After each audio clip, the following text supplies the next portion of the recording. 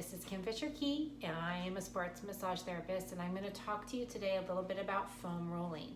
So foam rolling is something I usually give my clients after an in-person treatment session as a suggestion so they can foam roll at home to help decrease myofascial tension, either on an area we worked or just in general. So one of the most popular foam rolling suggestions I give is foam rolling the back out. When COVID-19 happened and I transitioned to online options for sessions, I had to watch my clients foam roll, and I saw some pretty spectacular foam rolling happening, which was not altogether helpful for what they were trying to accomplish and not altogether safe. So the first thing I'm going to talk about is your actual foam roller. Your foam roller should be long for broad parts of your body. In this video, we're going to talk about the back, so that's a broad body part. So your foam roller should be at least 30 inches long. The second thing I want to talk about is what's happening when you foam roll. When you foam roll your back, you're in a semi-reclined position. When this happens, the body has to transition to balancing as well as stabilizing. So we need to take as much opportunity as possible to maintain balance and stability so that the body is focused on the foam rolling part, which is the decrease in the myofascial tension piece. So the first thing we need to do is support our necks and activate our back lines by pushing up through our glutes so that we can activate the hamstring and the glutes to help the core stabilize. So when you're preparing to foam roll the back, we're going to do the foam roller long way against the back. So it's going to be horizontal to you lying down. So when you lie down, you want to start a little bit towards the mid back, and you want to support your neck because you don't want your neck having to use all of these muscles to help keep you upright. You want to give that a break. So you want to support your neck and your head. So you place your hands behind your head like this. Now when you lift up to do the foam rolling, you want to lift up through the heels.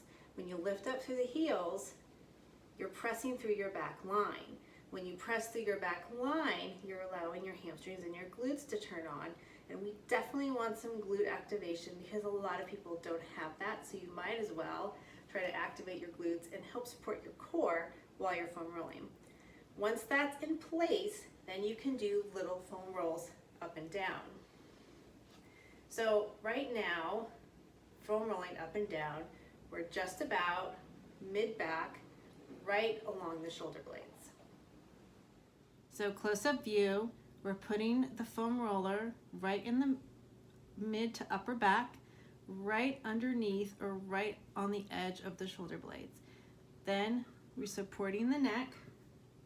We're lifting up through our heels to support our back line, and then rolling mini rolls up and down. We're not going to start doing all the way down here until we get a good balance right in the upper to mid back.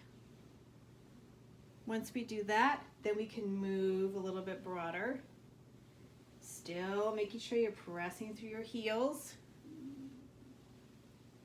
Can come down a little bit lower, a little bit higher. Now we're going to start and do something a little bit more pointed. So now you're going to stop right in the center of the shoulder blades. So you're a little high up on the shoulders. Then you're going to roll onto that right shoulder blade. So when you're doing this, you're pressing through your left heel and you're pushing your body over onto the right side. So again, we're pressing through the left heel and pushing your body onto the right side. And then back 2 or 3 times. You're still breathing, by the way. Then you're going to roll mini rolls up and down to roll that out. Then we'll do the other side. You're going to press through your right heel onto the left shoulder blade and then back down. Sometimes one shoulder blade will be tighter than the other. You'll feel a little bit more intensely. Press through the right heel, roll onto the left shoulder blade. And then back. Roll it out. Still supporting your neck. Still supporting your back line. Pressing through your heels. Turning on the glutes. So once you've done some foam rolling, both for the broad part of the back, upper mid back and upper back, We've also pressed through our heels on each side to get some of the shoulder blade and shoulder. When you're ready to come off, you drop your glutes, and you can either roll to one side or come straight up. Okay, so let's review a few things about foam rolling. First of all, for broad parts of foam rolling of your body, you want to use a long foam roller, at least 30 inches. Second of all, you want to support your core by activating your back line, which is pushing up through your heels, which is going to help activate your hamstrings and your glutes.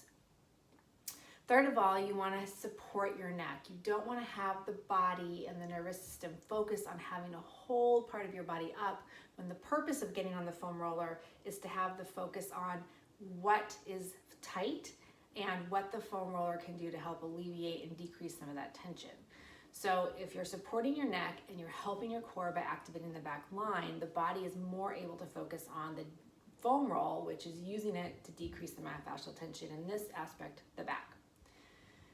Third, have fun, go forth, and happy foam rolling.